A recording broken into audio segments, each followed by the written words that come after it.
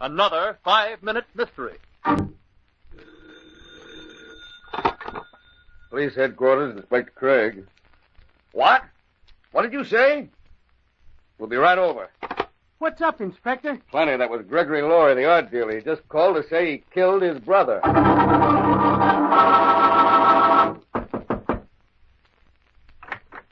Oh, hello, Inspector. I'm glad you've come. Something dreadful has happened. So I gathered over the phone. Where's the body? Body? Oh, you mean Alec? In the library on the floor. Which way is the library? That door to the right. All this has unnerved me completely. I can understand. Come on, Pepper. You too, Laurie. Yeah, not a very pretty, Inspector. Shot through the stomach. Jeez, he looks awful. His face is all twisted. Twisted as it is, Mr. Laurie, there's quite a resemblance. Well, we were twins. Oh. He turned up unexpectedly this evening, and well, you see, Peter was always the black sheep of the family, but he was my brother, and I killed him. Please finish your story. Oh, yes, of course. Well, as you know, I'm rather well known as an art dealer, collect famous paintings and all that, and sell them at a price. Go on. Well, Alec and I severed relations several years ago, long before he was sent to prison. We were very different. I was always aesthetic, loved beautiful things in life. I was happiest surrounded by my paintings or listening to good music. Ain't it the truth, Mr. Laurie? It's the little things that count. Shut up, Pepper. Go on. Well, Alec, on the other hand, was more materialistic. He was only interested in acquiring money. And he turned up here tonight? Yes, he had come for the painting. What painting? That Botticelli there by the window. Oh. It's a rare original. You can see by the signature on it. I came by it through very good fortune. It's worth millions, of course. Alec wanted it. I refused. He drew an automatic. Huh? Pull the gun, stupid. Oh! In the struggle that followed, he was shot. Oh, I see. Well, then it was really self-defense. Mr. Laurie, if you're telling the truth, you haven't much to worry about. That's just it, boss. This guy's not telling the truth. What? He's a phony, Inspector. This ain't Gregory Laurie, the art dealer. Begging your pardon, Inspector, but any dope could tell that. What mistake did Laurie make that proved he was not telling the truth? Did you find the loophole in his story? In a moment you'll know, but first... And now, back to our mystery. Are you sure, Pepper? Certainly. The minute he talks about that genuine Botticelli, with the signature and everything, I had the guy pegged for a phony. Botticelli never signed none of his paintings. Any real art dealer knows that. But, Pepper, how did you know that? Me? Ah, it was nothing. I took a night course in art appreciation at City College.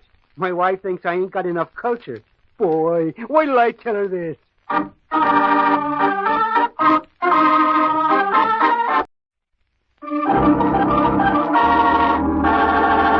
Another 5-minute mystery. Martha, I have something to ask you. Darling, it's been such a lovely afternoon here on the mountain. Martha, I want a divorce. Divorce? Yes, there is someone else. I need my freedom. No, I won't give it to you. I thought that would be your answer, my dear. And why did you ask me? Because, Martha, I did not want to kill you. Howard? Yes, Martha. I've got to be rid of you. That's why I brought you to the mountain. There is a precipice over there. It is a long fall, my dear.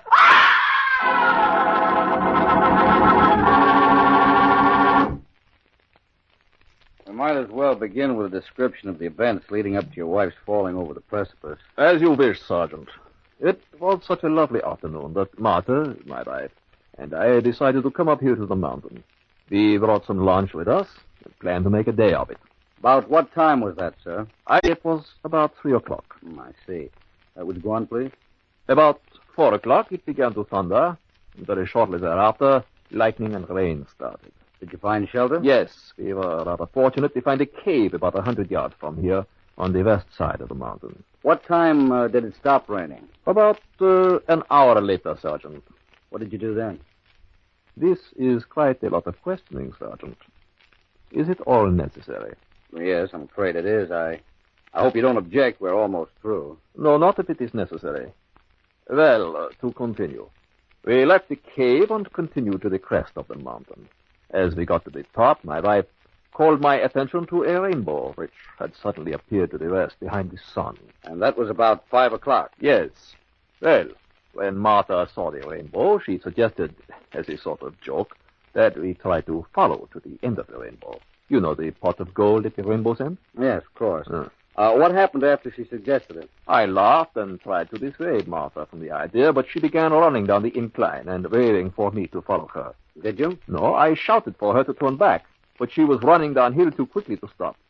Suddenly, she slipped on some loose rock and fell down. She turned over and rolled right off the precipice. It was horrible. There was no way you could have helped her? Of course not. Are you insinuating... No, my mountain climbing friend. I'm merely saying that I don't believe your story. It's a lie. How does the state policeman know that Howard lied in the story of how his wife met her death? In just a moment, we'll know, but first... And now, back to our story. Howard, your story contained one rather obvious flaw which condemns it as a lie.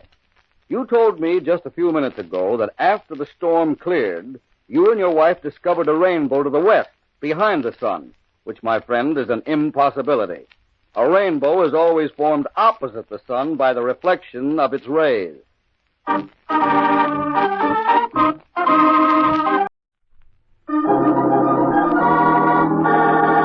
Another 5-minute mystery. Who's that at the electric organ, Al? Oh, that's Keen Brown, Mike. I find it cheaper to hire him to play fill-in music than a full band. What do you do for entertainment when he's off the platform? There's a portable record player underneath the piano. Oh, yeah, I see it. One of those battery jobs. Huh? Yeah. We play dance music on it when Keen knocks off for intermission periods. Okay, Al, I'm sold. This cabaret of yours looks like a sound proposition. I'll buy in. Swell, Mike. I'll be back in just a few minutes. The contract's in my office. Okay, that's it. Hey, the lights have gone out. There's an emergency switch in my office. I'll turn it on. Be back in a second.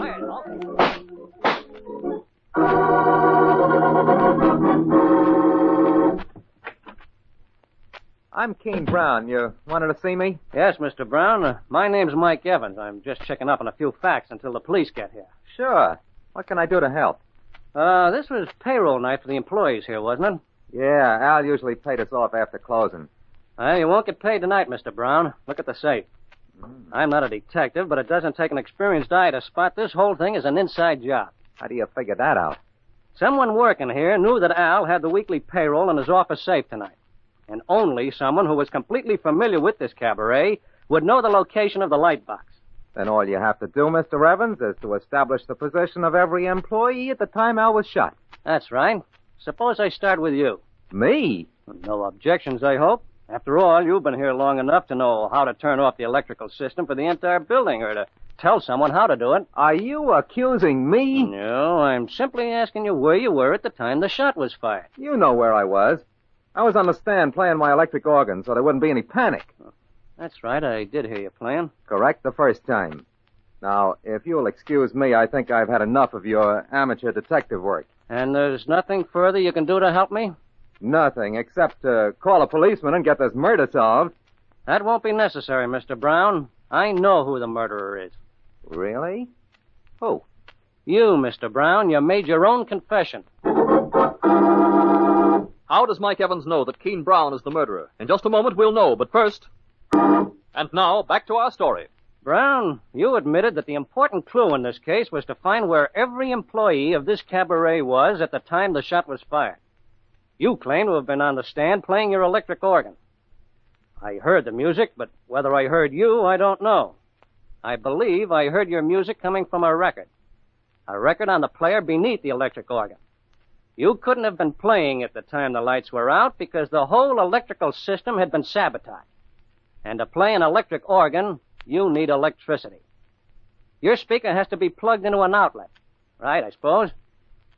Brown, let's take up your suggestion. I'll call the police. There's been a murder.